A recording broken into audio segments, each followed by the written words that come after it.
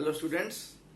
पिछले क्लास में मैंने एक कॉन्सेप्ट डिस्कस किया था कैपेसिटर के ऊपर कि अगर हम दो कैपेसिटर्स को आपस में कनेक्ट कर दें then there will be a flow of charge from one capacitor to the other capacitor due to potential difference between the plates of the two capacitors and charge will flow from a higher potential towards lower potential until the potential across both the capacitors become equal। अब इसी concept के ऊपर based JEE mains के अंदर इस साल जनवरी वाले exam में क्वेश्चन आया था, तो उस कॉन्सेप्ट को और अच्छे से एक्सप्लेन करने के लिए मैं उस क्वेश्चन को आपसे डिस्कस करने जा रहा हूं। अभी क्वेश्चन बहुत सिंपल है, इसको हम डायरेक्टली जो हमने डिस्कस किया था फॉर्मूला, उस फॉर्मूले के ऊपर इस क्वेश्चन को डायरेक्टली फिट कर दें अगर तो हमारा रिजल्ट आ जाएगा। तो इस कॉन्सेप्ट को जो हमने पिछली क्लास में डिस्कस किया था कि दो कैपेसिटर्स को कनेक्ट करने से चार्ज का फ्लो स्टार्ट होता है, तो आखिर ये चार्ज का फ्लो होता है, इसको अगर हम रियल लाइफ में एक एग्जांपल से समझना चाहें तो कैसे समझ सकते हैं। तो इसको मैं बहुत ही सिंपल तरीके से आपको समझाऊंगा जिसको कि आप रियल लाइफ में समझने से इस पूरे कॉन्सेप्ट का एक पूरा स्ट्रक्चर आपको दिमाग में आ जाएगा। मान लेते हैं यहाँ दो कैपेसिटर की जगह दो दोस्त हैं, एक है राम, दूसरा है श्याम। अब राम और श्याम में एक दोस्त बहुत अमीर है, राम बहुत अमीर है और श्याम बहुत गरीब है, और श्याम बहुत परेशानी में है। अब श्याम जाता है राम के पास और वहां जाके वो राम से मदद मांगता है। राम उसका बड़ा अच्छा दोस्त है और वो चाहता है कि उसका दोस्त भी उसी की तरह बिल्कुल अमीर बन जाए और वैसा ही उसके साथ भी सब कुछ हो, तो राम उसकी मदद करता है। अब राम का ये मानना है कि वो श्याम की मदद तब तक करेगा जब तक कि श्याम भी उसके बराबर ना पहुंच जाए। तो ऐसा करने के लिए राम को क्या करना पड़ेगा, तो राम उसकी तब तक मदद करता रहेगा जब तक उसको अपने बराबर के स्टेटस पे लेके चलाएगा, तो वो उसको पैसे के थ्रू हेल्प करेगा। अब यहाँ पे ये जो स्टेटस है, जो अमीरी और गरीबी है, इसको आप ये माने कि ये पोटेंशियल है दो कैपेसिटर का और दोनों का पोटेंशियल अलग अलग है। अब जब ये दोनों कांटेक्ट में आएंगे तो इनका टेंडेंसी होगा कि पोटेंशियल बराबर करना, वैसे ही जैसे राम और श्याम के केस में वो चाहते हैं कि दोनों बराबर बराबर अमीर हो जाए। ऐसा करने के लिए राम ने क्या किया, तो श्याम को पैसे दिए। उसी तरह से ये दो कैपेसिटर्स को भी आप दोस्त मानिए। अब ये दो कैपेसिटर जब आपस में कनेक्ट होंगे तो एक कैपेसिटर दूसरे कैपेसिटर की तरफ चार्ज भेजना शुरू करेगा। जैसे वहां पैसा भेजना शुरू किया, यहाँ चार्ज भेजना शुरू करेगा। और ये चार्ज कब तक वो भेजेगा, कब तक वो चार्ज मिलेगा, तब तक चार्ज मिलेगा जब तक कि दोनों का पोटेंशियल यानी दोनों का स्टेटस बराबर ना हो जाए।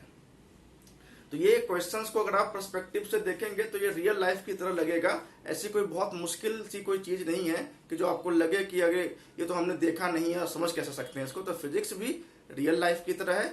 रियल लाइफ के कंडीशंस फिजिक्स के कंडीशन से बहुत सिमिलर हैं। हम चाहें तो रियल लाइफ से फिजिक्स को जोड़ के अपने कंडीशंस को समझ सकते हैं। तो इस केस में यहाँ जो हमारे पास क्वेश्चन है, इस क्वेश्चन पे आते हैं अगर हम, तो क्वेश्चन में क्या है, हमारे पास दो आइडेंटिकल कैपेसिटर्स हैं।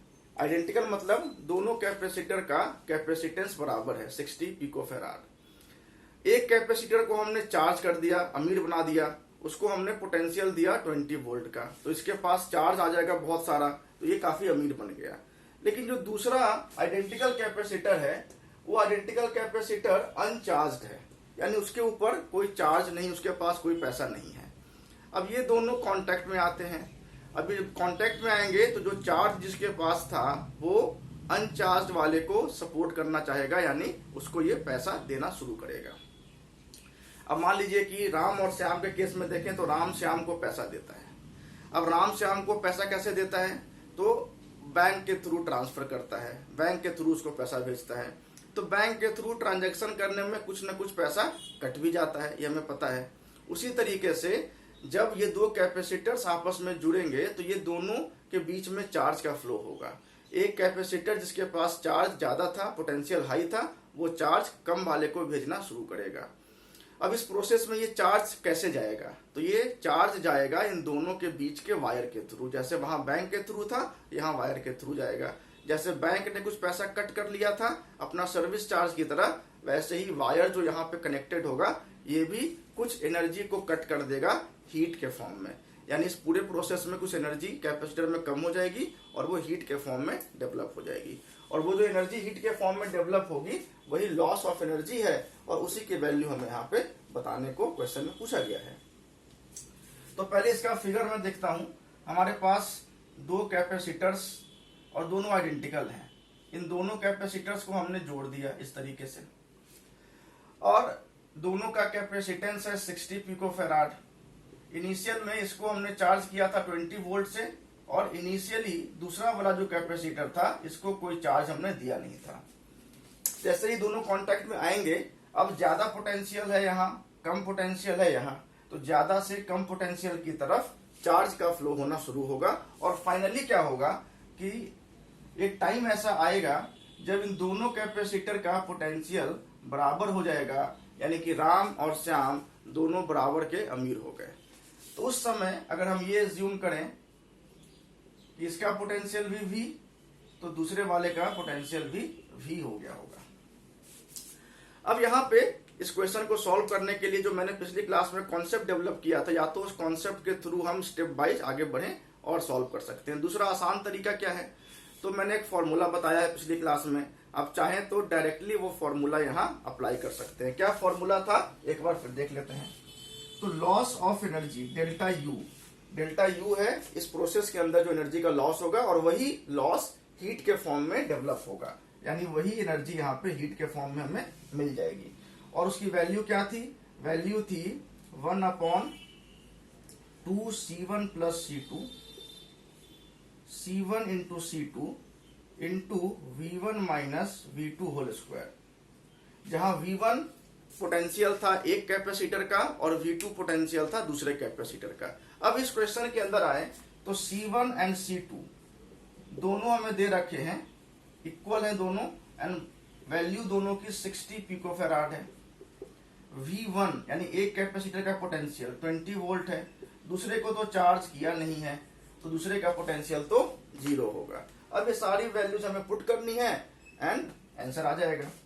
तो ये होगा 60 into 60 divided by 2 into 120 into V1 is 20 minus 0, 20 का स्क्वायर यानी 400, this much pico joule, because capacitor is in pico farad.